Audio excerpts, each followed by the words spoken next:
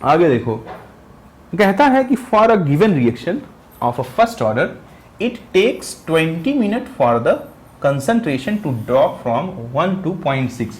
यानी मान लो एक फर्स्ट ऑर्डर रिएक्शन है जिसमें R का कंसंट्रेशन कहाँ से 1 मोलर से कहाँ तक ड्रॉप हो जाता है 0.6, यानी कितने टूट गए 0.4 टूट गए।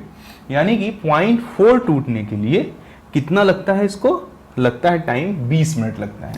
यानी कि 0.4 मोलर डिसइंटीग्रेशन के लिए जो टाइम लगता है वो कितना लगता है 20 मिनट। आगे हमसे कह रहा है बच्चों, ध्यान से देखना, कि the time required for the concentration to drop from 0.6 to, कह रहा है अगर 0.6 से कहाँ भेजना है 0.36 मोलर तक भेजना है तो कितना टाइम लगेगा।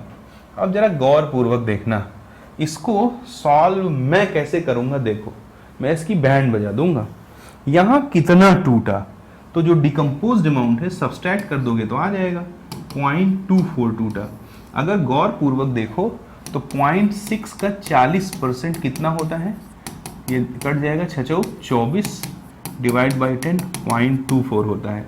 यानी बच्चों जरा मेरे द्वारा सिखाई गई वो भयानक बात याद करो कि दुनिया की सभी फर्स्ट ऑर्डर रिएक्शन इक्वल समय में इक्वल परसेंटेज टूटती हैं। फिर ये क्वेश्चन जिसको सॉल्व करने में लोग 2 मिनट 1.5 मिनट खा जाएंगे वो तुम 5 सेकंड में सॉल्व कर दोगे, क्योंकि इक्वल समय में इक्वल परसेंटेज टूटता है। जब 0.1 से 0.6 गया तो भी 40% टूटा, जब 0.6 से 0.36 गया तो भी 40% ही टूटा। इसका मतलब लगने वाला टाइम सेम होगा। 20 minute is the right answer, equal to 20 minute.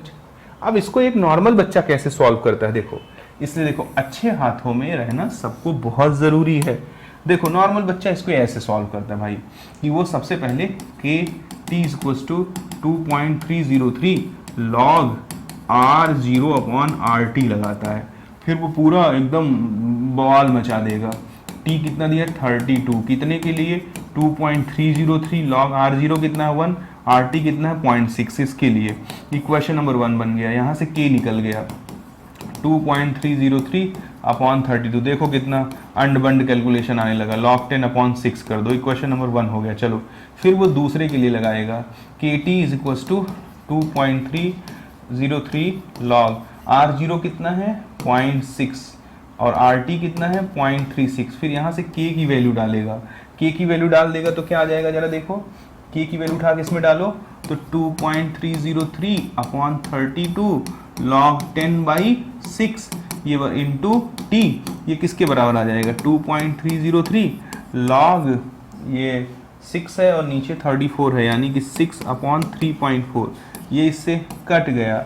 अब टी की वैल्यू यहाँ से जरा देखो फंसता चला जाएगा, ये अपॉन में क्या था 32, यानी कि log 10/6 इंटू 2 ये किसके बराबर हो गया log 6 अपॉन 3.4 इंटू 32। लो अब इसको सॉल्व करो, फिर इसको सॉल्व करो, फिर t की वैल्यू कहीं जाके पाओगे, पूरा बवासीर हो जाएगा कि नहीं, यानी कि लंबा कैलकुलेशन। मुझे तो लगता है 1 मिनट में कोई बच्चा नहीं कर पाएगा, चाहे वो जेई का हो चाहे वो नीट का हो। जो बच्चा इस बारीकी को जानता है जो तुम्हारे सर ने सिखाया, क्या कि दुनिया की सभी first order reaction equal time में इक्वल परसेंटेज टूटती हैं, तो उसके लिए क्वेश्चन मुश्किल से 2 सेकंड का है।